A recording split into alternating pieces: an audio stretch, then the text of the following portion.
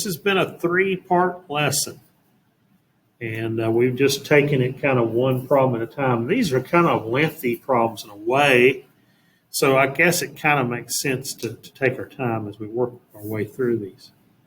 So I'm going to call this example 3 because I've already done 1 and 2 in previous lessons, and we're wanting to compare the initial value in the range of these two functions, f of x and g of x. We are given or told that the domain is between 0 and 4. If I wrote that in interval notation, I could write that as the domain is between 0 and 4. I can limit my domain any way that I see fit. And that is what this problem has done for us. It's actually limited the domain for us, okay?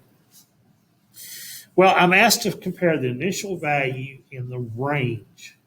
Well, with the table, as we discovered in previous problems, the table's quite a bit easier because my initial value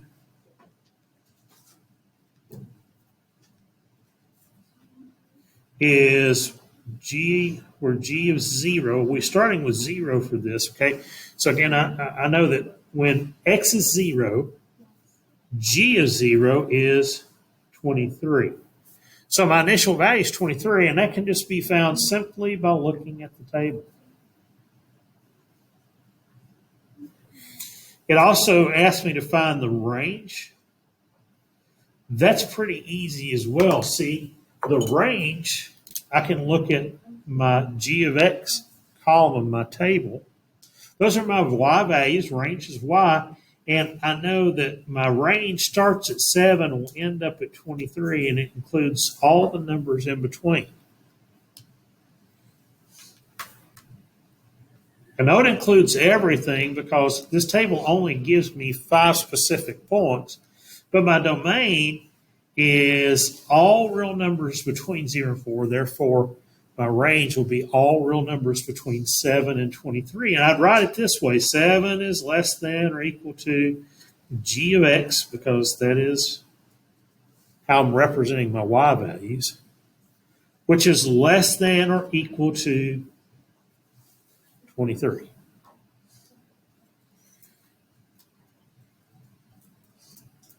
So my initial value, g of 0, is 23. And my range starts at 7 and ends at 23. So 7 is less than or equal to g of x, which is less than or equal to 23. Or in interval notation, I could say, well, the range is between 7 and 23, inclusive, because it includes both 7 and 23, and I'm going to use brackets for that reason. So I kind of like the table because it's a little easier to find those values, a little faster. So with the equation I'm given, I actually have to plug some things in. In other words, I have to start out and I've got to find, well, what is my initial value when x is 0? So f of 0 is equal to negative 3 times 0 plus 15. I want to really encourage you to write that out each time. Because if you don't write it out, you're going to make all sorts of mistakes, and the more you write out, the more accurate you are. So negative 3 times 0 is 0. 0 plus 15 is just 15. So my initial value then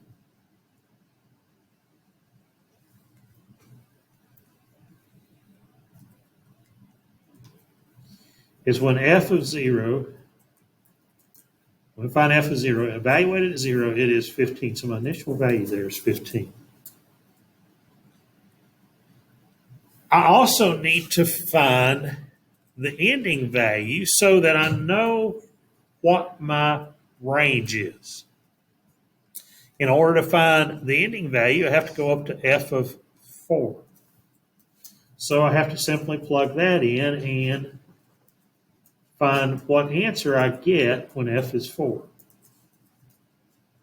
So negative 3 times 4 is a negative 12 plus 15. Negative 12 plus 15 is 3.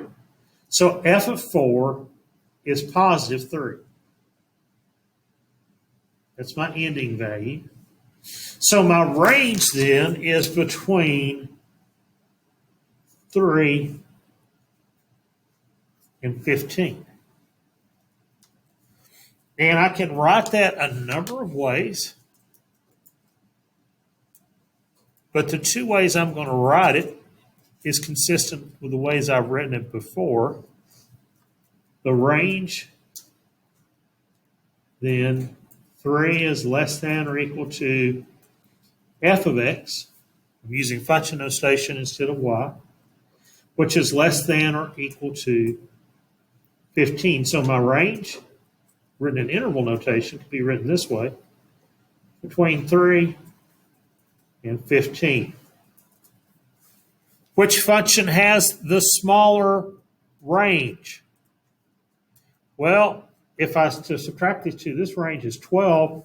Subtract this range, 23 minus 7 is 16. So the smaller range would be this initial function of f of x. Its range is 3 to 15. G of x's range is 7 to 23. It has a little wider span. Found my initial values. F of 0 is 15. G of 0 is 23. So that's all it's asked me to compare. Those are the two things, the two parts that this problem asked me to compare. So that's all I have to do. And the cool thing about this particular lesson, I think, is we're not really looking at anything new. We're just now taking two different functions and picking out those key features. Well, you'll find the next problem in your notes that's posted in Google Classroom, and I don't expect you to write all the words out, but I do expect you to write down what I write down. And this is probably the best one of them all in regards to comparing two types of functions. Now, the problem is this, okay, and we'll look at it together, and I'll make it a little bigger. If you can't see it, join the Google Meet so you can see it a little closer up.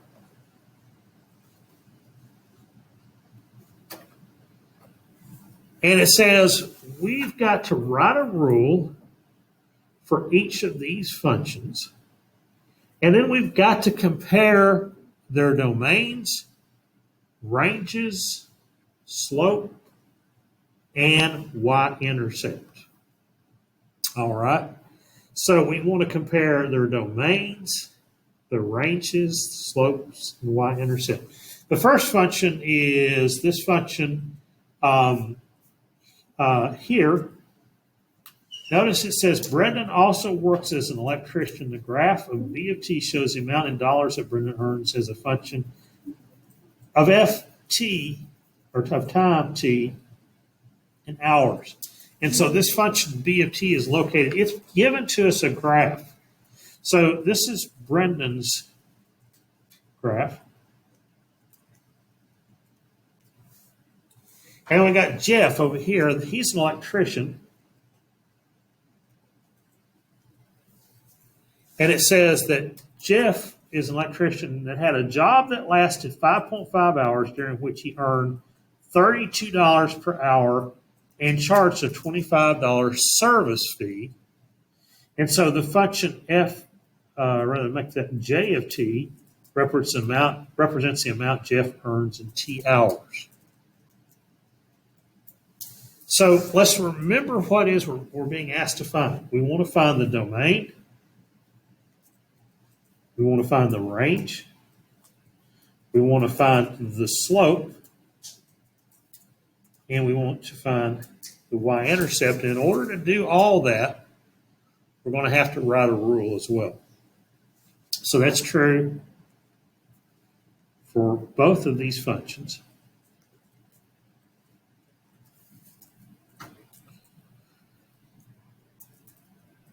Now, I kind of like the graph. I'm going to start with the graph again. You notice I started with a table and the other one. I'm going to start with the graph again. Why? Because it's actually a little bit easier. Okay?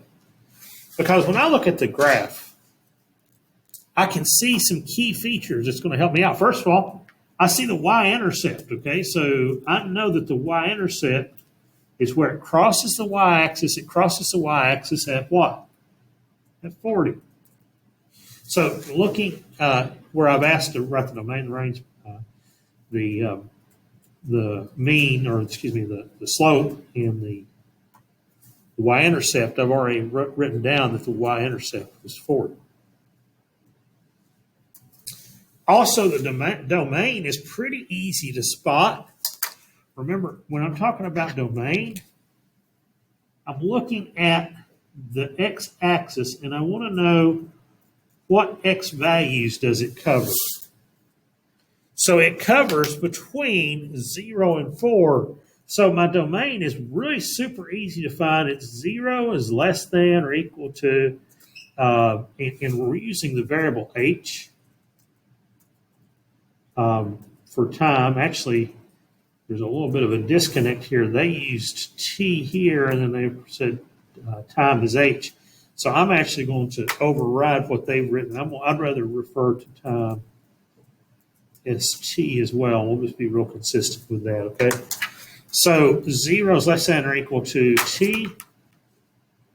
I'm going to color right here, which is less than or equal to, and my top value of my domain is 4. All right. Sure. Thank you. So my domain falls between 0 and 4. So I just wrote that down. I can write that also in interval notation. It's between 0 and 4. On your homework assignment, you can write it either way. You can use interval notation, or you can use the less than or equal to notation. Now I want to look at my range. Okay, so my domain, and I'm going to color code this a bit. I use green to kind of indicate my range, or my domain, excuse me. But my range, or my y values, and notice it starts at 40 and goes all the way up to and stops at 160. All right, so when I go to determine my range, again, I just look at the graph to find that range. You see that? All the y values are between 40 and 160. So I got to write my range. It's just 40 is less than or equal to my function, which is b of t, okay? Which is less than or equal to 160. Could write that with interval notation this way. The range is between 40 and 160.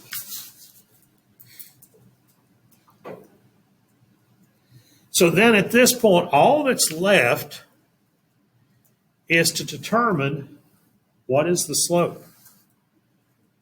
Well, let's remember some things. First of all, we have already defined that slope is the difference of y's over the difference of x, or delta y over delta x. And we've said countless times that all we have to do is have 2 points and we can find the slope. Well, I'm going to move my graph down, my paper up a little bit so you can kind of see all this, okay? So here's what I'm going to do. I have a point here, and this point is the point x is 4, y is 160. I'm going to write that down on my graph, okay? So x is 4, y is 160. And then I have a second point here, which is my y-intercept. I know automatically that the x-coordinate of my y-intercept is what? It's on the quiz. What's the x-coordinate of the y-intercept? The x-coordinate is always 0. Thank you. And my y-coordinate of the y-intercept is just 40 right there. So I've got 2 points to find my slope, to find my constant rate of change. I know to take 160 minus 40 over 4 minus 0. Well, 160 minus 40 is 120. 4 minus 0 is just 4. And 120 divided by 4, well, that's just 30. So my constant rate of change then is 30.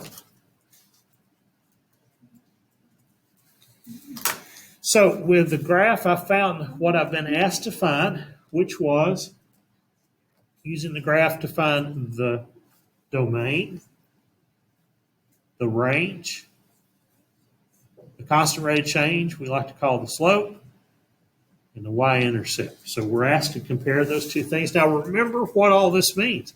He is charging, because of the y-intercept, he's charging an initial fee of $40. And then he's charging $30 per hour. Remember, that's what it means. So this is his service fee.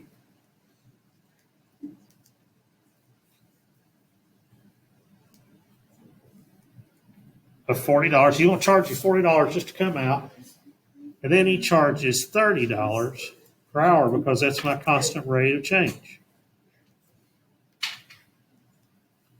And it seems to have taken him 4 hours to do the job.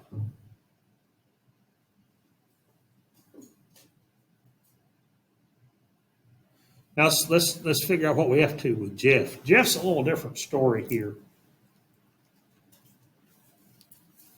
He's an electrician that had a job that lasted 5.5 hours. Okay, so my domain is right there in the wording. Time starts at 0, okay, and it's less than or equal to t, which is less than or equal to how long did the job last?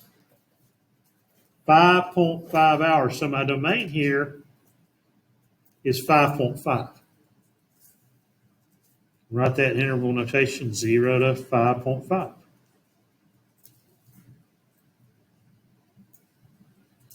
Reading the problem, it says that he's an electrician, Jeff is, and had a job that lasted 5.5 hours, during which time he earned $32 per hour. Did we see a rate of change there? Yeah, $32 per hour is my slope or my rate of change. So I'm going to write that down. And then he charges this service fee, this one-time fee of $25. Remember, just like with the graph, that's my y-intercept. Now, it says I need to write a rule. Well, remember, if I have a couple of things, I can write a rule. And I have a slope and I have a y-intercept. A long time ago, we talked about the slope-intercept form. So I can write this rule this way. It's J of t, okay, which is the same thing as saying y equals. Then it's going to be 32x, because my slope goes in front of x,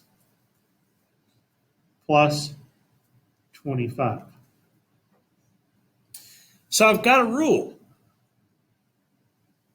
And it works if I put a 0 in here for x. That would be where my domain begins. Then my y value is 25. Well, that makes sense. That's my y-intercept. And then I need to figure out, okay, well, what is the end of the domain? What is his charge after he works 5.5 hours? That's just a matter of using this rule I wrote, substituting in 5.5, and doing the math. I guess the overriding question at this point is, what is 32 times 5.5? Oh my goodness, there's a decimal in there. So when I multiply that, and I used a calculator, it's 176 plus 25, and I get 201.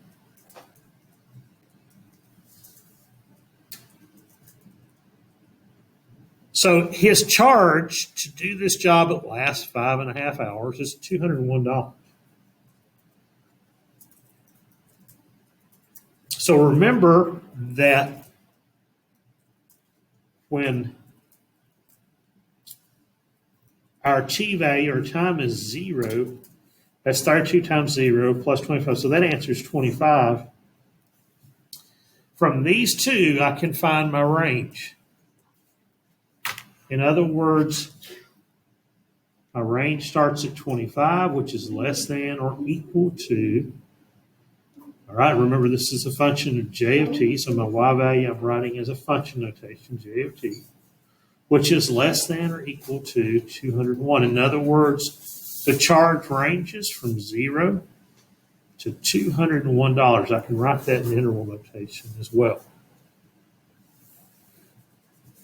So notice it asked me to compare. Notice that Brendan's y-intercept is higher, and he charges more for his service fee, but his rate per hour is a little bit cheaper. If I graphed these two lines, at some point those two lines would cross each other. That's where their charge would be the same. And so I can learn a whole lot just defining what they charge in terms of a function. And that is, after all, what we're trying to do here. A couple of functions, we want to look at key features and figure out and compare those key features.